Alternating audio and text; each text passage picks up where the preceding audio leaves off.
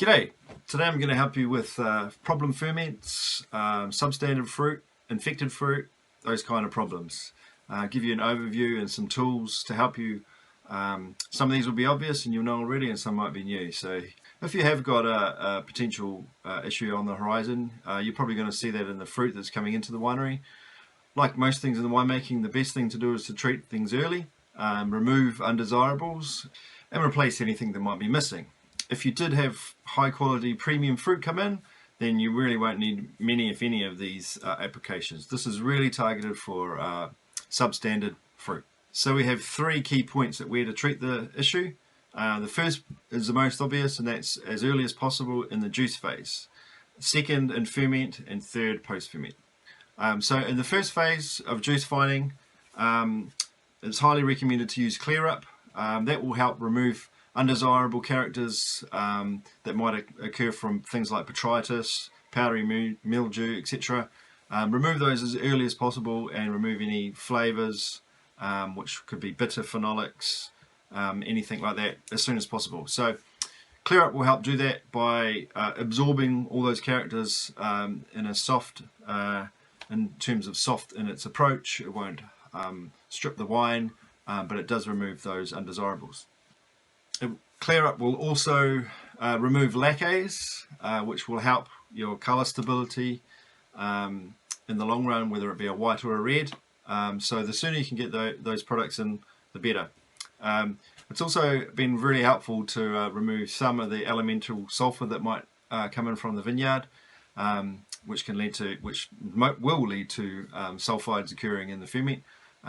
We'll address sulfides in another episode, but today we're really going to just talk about substandard fruit. So first we're going to try and treat the issues at the juice phase as early as possible.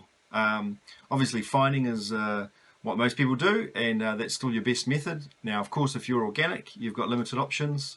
Cowrie recommend Clear Up Bio organic product. You can use this for juice finding. It's very, very absorbative and will absorb all your bitter phenolics, your characters, your laccase that may occur from infected fruit.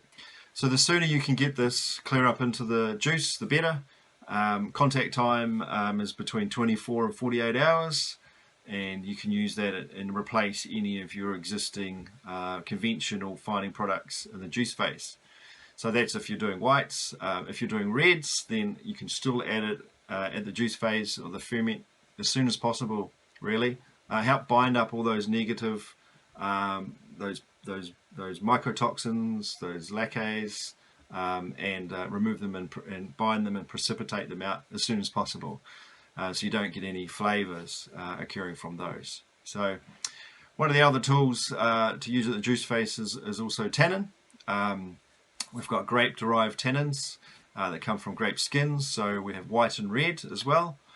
So depending on whether you're making a white or a red. Now, what they will do is they will replace what would naturally be occurring in your premium quality fruit. But because you don't have premium quality fruit, you've got substandard. The tannins will replace what would be naturally there. They will provide extra structure, increase your redox potential. So increasing what that will do is help to stabilize your sulfur and your aromatics going forward.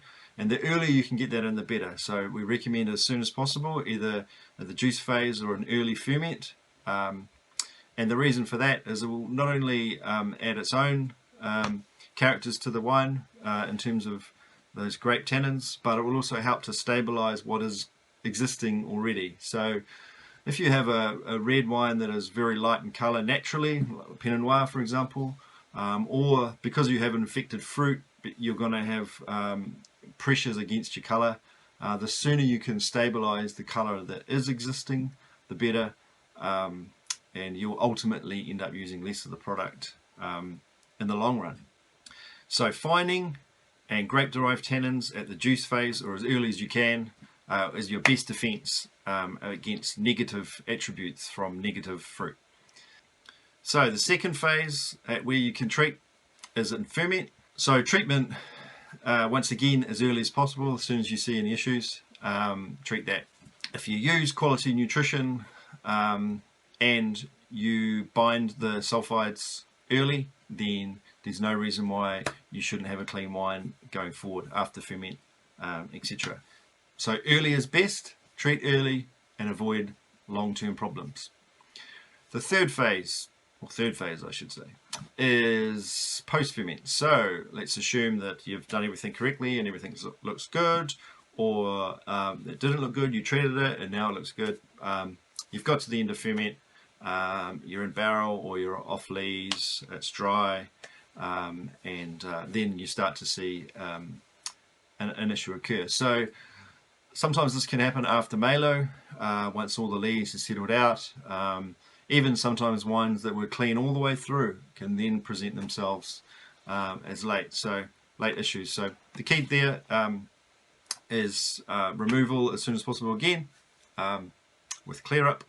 And you notice I keep saying clear up because you can use it in juice, ferment, and post ferment, pre-filtration, pre-bottling. So it's got so many applications. That's what's great about it. The finding of post-ferment wines, whether it be recently after ferment and you might have seen a sulfide, or it's spent time maturing and now you're coming to finish the wine and you just want to tweak it slightly, you can maybe just balance out some of the phenolics, some of the tannins, or there's some bit of a correction needed. You can just do a small bench trial with clear up and establish the rates at which you need to use, generally pretty low, just a small tweak. And that will help to remove any also bitter phenolics that might have occurred in a wild ferment, or from any botrytis or powdery that might have come through into the ferment. Of course, you should have treated this earlier, but if you haven't, you can still do a bench trial at this stage, pre-bottling, and establish whether it will or at what rate it will remove those phenolics. So my suggestion, obviously, if you've left it this late, is next time treat them early, but you can still have a go at it and treat them at this stage, but the bench trial will establish the rates for you. And at the post ferment pre-bottling phase also is another good time to consider using grape tannins.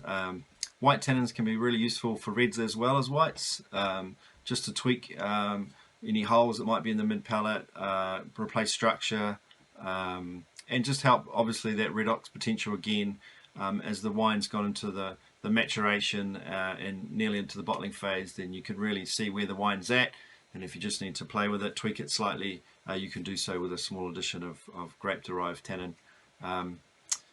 So bench trials once again will establish the rate, and I think that they look very good. They integrate really well because they are from grapes. They don't stick out to be weird or like some fruit or nut or potatoes or peas or something completely different. They sit where they should sit in the palate and the structure of the wine, and they just replace what would have naturally been there if you had got to full ripeness. So give them a go. I think they're a really useful tool. Now, hopefully this has given you some new information. Maybe it hasn't, and I've just wasted 2 minutes of your time. But either way, thanks for watching. If you do have any specific problems or questions regarding wine ferments that you want to ask, that's why we're here. We're here to help you through the issues. We have the knowledge of our products, and so we can help you. We have a trained winemaking team, so we can help you through those. Anything, just give us a call. We're here to help. All the best. Kia kaha.